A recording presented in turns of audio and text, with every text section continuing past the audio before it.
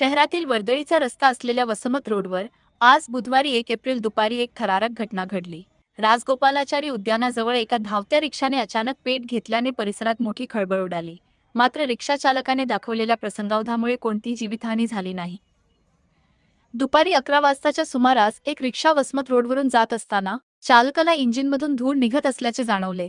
परिस्थितीचे गांभीर्य ओळखून चालकाने तातडीने रिक्षा रस्त्याच्या कडेला उभी केली. रिक्षाची पाहणी करत असतानाच क्षणात आगीने रौद्र रूप धारण केले आणि संपूर्ण रिक्षा आगीच्या भक्ष्यस्थानी पडली. आगीच्या ज्वाला भडकल्याने परिसरात एकच गोंधळ उडाला होता. स्थानिक नागरिकांनी तातडीने मदतीसाठी धाव घेत आग विझवण्याचा प्रयत्न केला.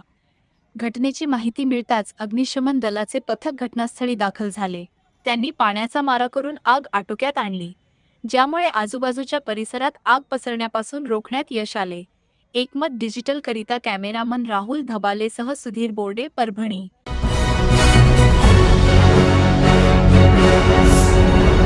Thanks for watching Ekmat Digital.